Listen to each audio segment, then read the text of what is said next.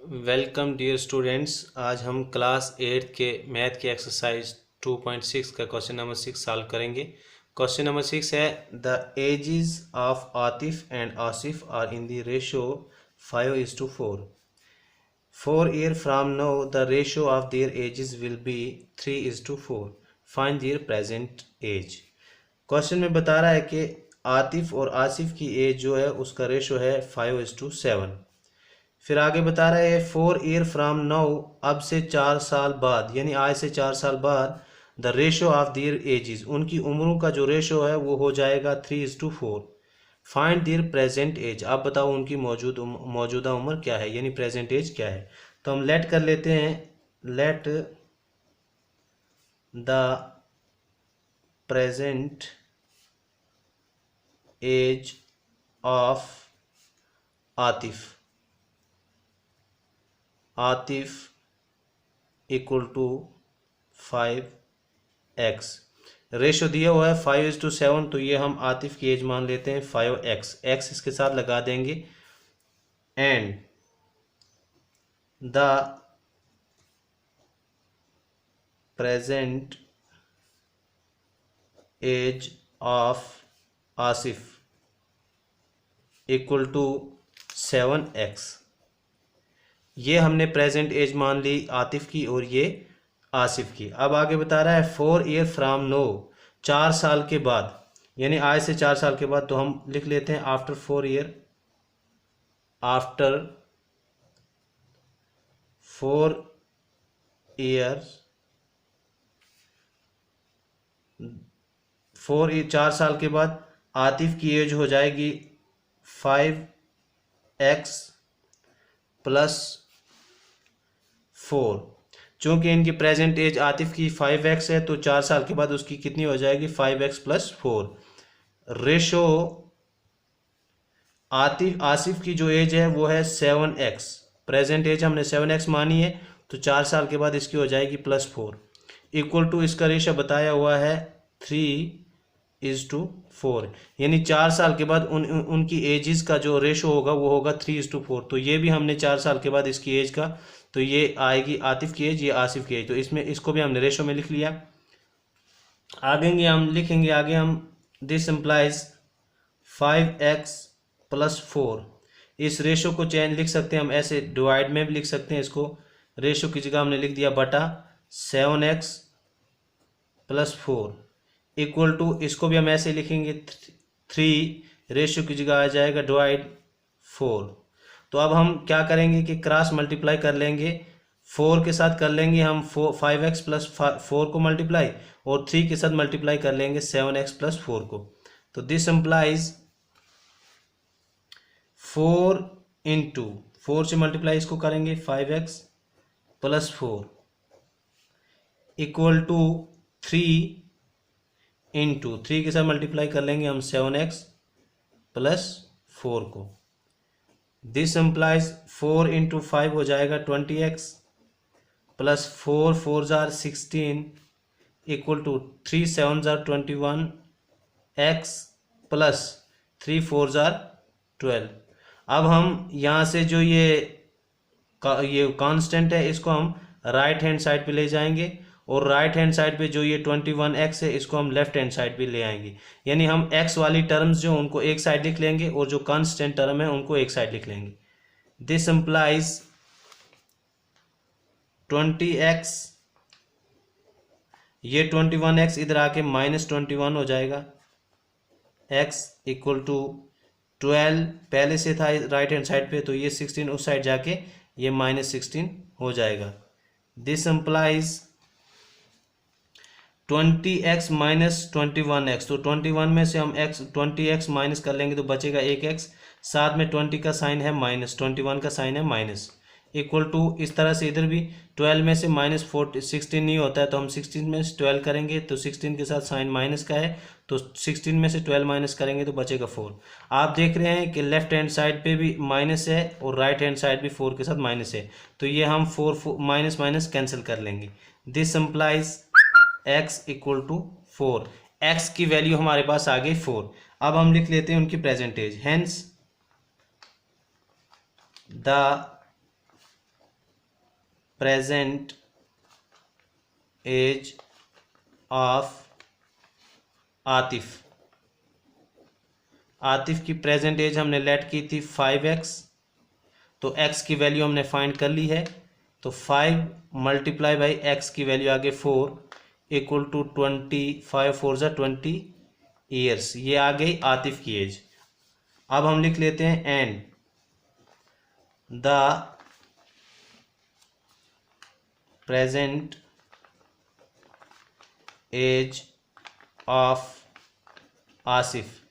आसिफ की present as को हमने लेट किया था 7x, तो equal to 7 multiply by x की वैल्यू आ गई 4, तो 7 4 ज़ा 28 years.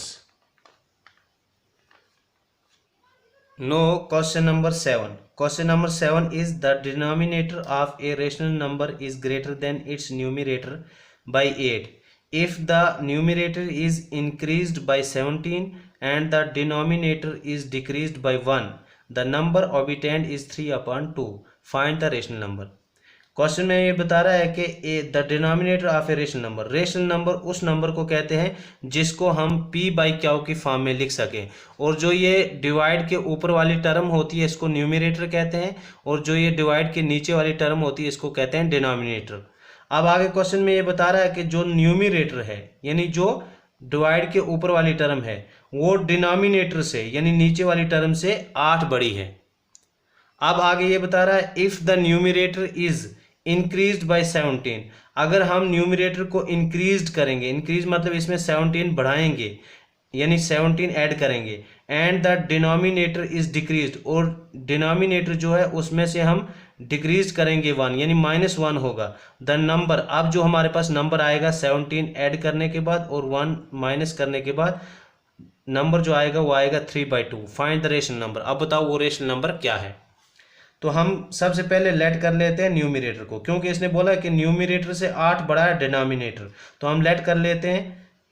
Late the numerator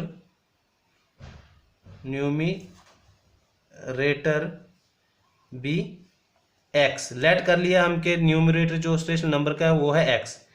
then the denominator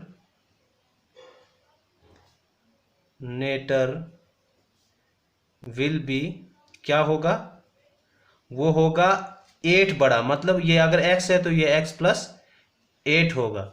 therefore, अब हमारे पास जो रेशनल नंबर बन रहा है, therefore rational number equal to, rational number क्या होगा हमारे पास, न्यूमरेटर अपन डिनोमिनेटर। तो न्यूमरेटर क्या आ गया हमारे पास x, और डिनोमिनेटर क्या है आ गया हमारे पास x प्लस 8। अब आगे क्वेश्चन में क्या बता रहा है, according to question,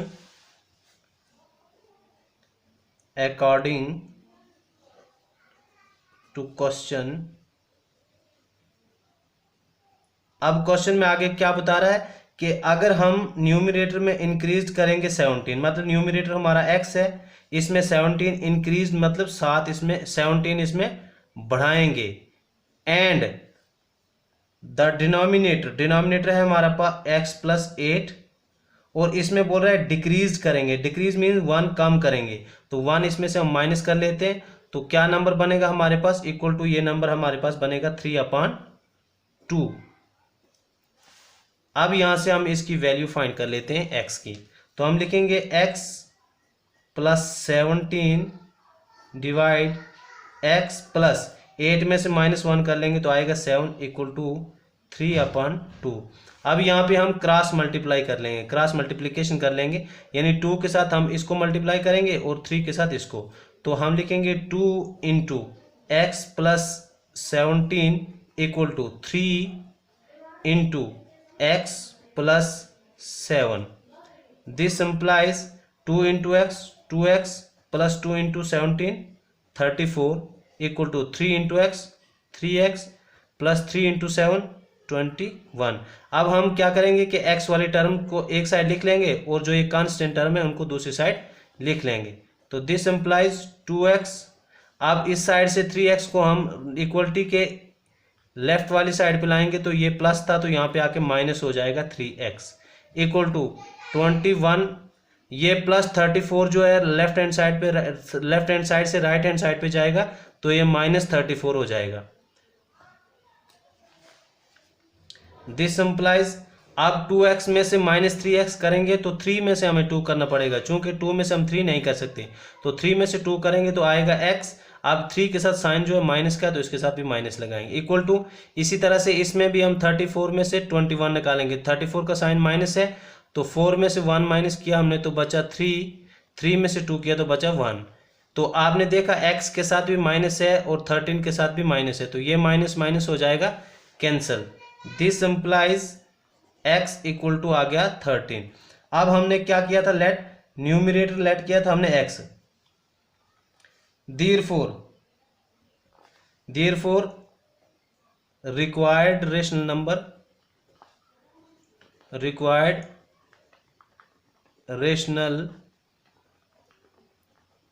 number equal to, हमने क्या किया, क्या रेशनल नंबर हमारे पास बना था x अपन x प्लस 8, x अपन x प्लस 8, तो x आ गया हमारे पास 13 अपन x की जगह लिखेंगे हम 13 प्लस 8 इक्वल टू 13 अपन 13 में x 8 को ऐड करेंगे तो बनेगा 21। तो ये हमारा आंसर।